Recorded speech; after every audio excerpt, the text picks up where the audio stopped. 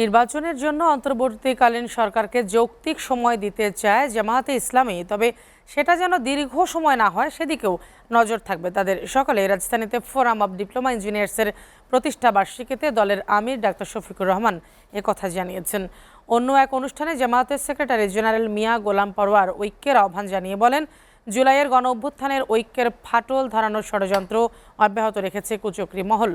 ইসমাইল সর্দারের প্রতিবেদন।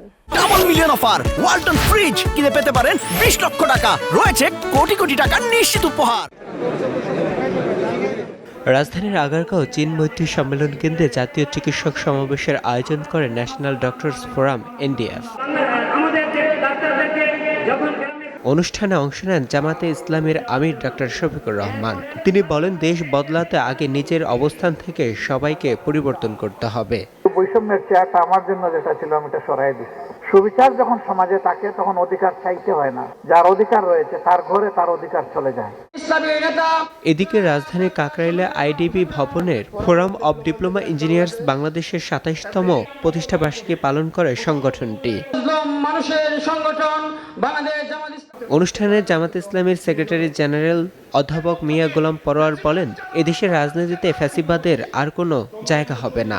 আমাদের ভোটাধিকার, গণতন্ত্র, আমাদের জাতিসত্তা, আমাদের ধর্মীয় মূল্যবোধ, স্বাধীন সত্তা, বিদেশি আধিপত্যবাদীদের হাত থেকে দেশকে বাঁচিয়ে রাখা, মানুষের মৌলিক অধিকার ফিরিয়ে দিয়ে সকলের স্বপ্নের সেই বাংলাদেশ গড়ার নির্মাণের যে স্বপ্ন দেখছে একটি কল্যাণ রাষ্ট্র, যে রাষ্ট্র গঠিত হলে আমাদের উপর জুলুম থাকবে না। অনুষ্ঠানে অংশ নিয়ে জামাত ইসলামের আমির ডাক্তার শফিকুর রহমান বলেন, মানবিক সমাজ গড়ার লক্ষ্যে সাধারণ মানুষের সেবায় আত্মনিয়োগ করেছে তার দল।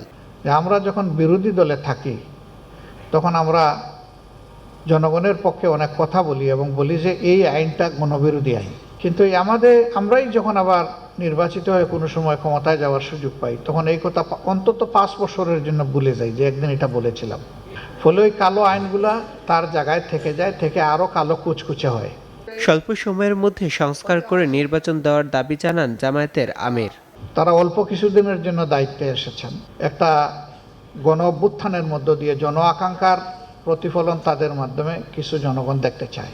কি চায়? কিছু মৌলিক বিষয়ের সংস্কার চায়, যাতে করে এই সংস্কারের মধ্য দিয়ে আগামীতে আবার কোনো স্বৈরতন্ত্র কায়েমের সুযোগ না থাকে। আমরা এই জন্য তাদেরকে যৌক্তিক সময় দেওয়ার কথা বলেছিলাম। এই ক্ষেত্রে এটা বলি নাই যে এই যৌক্তিক সময় 5 বছর হবে, এটাও বলি নাই যে 3 মাস হবে।